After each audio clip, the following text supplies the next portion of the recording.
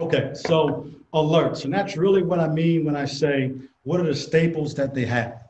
All right, so what are alerts? Alerts are basically things that repeatedly show up in an opponent's offenses. That tells us what's about to happen. Basically, it gives us an alert that this certain concept of this certain play is about to happen. Why do they show up? They show up for a number of reasons. The main reason is most spread teams want to go really fast. So they sacrifice variety for tempo, meaning they don't change up their formations. They don't change up their alignments much because most of their calls are short calls, one signal calls. So it allows for some alerts or for some tendencies to show up. On the flip side, I'll be safe to say that the New England Patriots probably don't have a lot of alerts because it's known that they have the longest verbiage probably in the history of the NFL. So they can tweak or change certain plays based on the verbiage. Most spread teams are not like that. One thing I want to say about alerts, they are not 100%. Nothing's 100%, but they are very likely to happen. The next one's a biggie.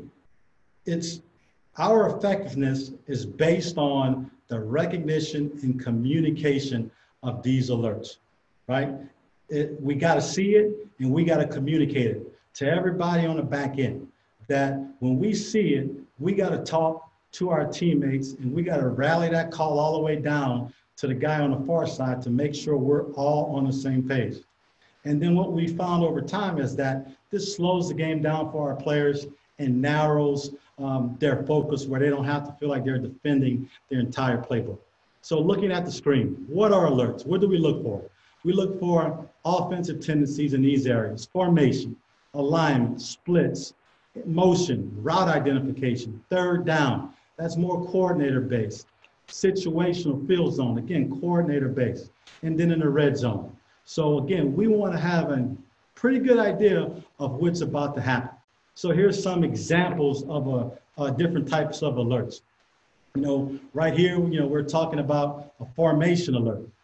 King's trips gun minus was 100% pass versus that team. The next one was 4x1, bottom of the numbers. We're looking glance routes. So different things. Here's a motion alert. Looks like versus Michigan.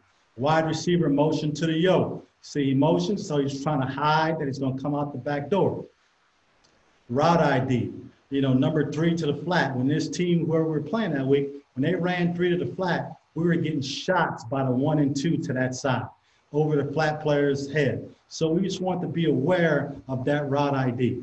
Third down, we'll see that one as we get to the video. X under this team, I think that's Boston College, ran 3 verticals from the field and then situational field zone. 40 to 40, what are they trying to do? And then in the red zone, you see number 2 on the ball. They gave us certain routes that they were going to run, the smash or the spade.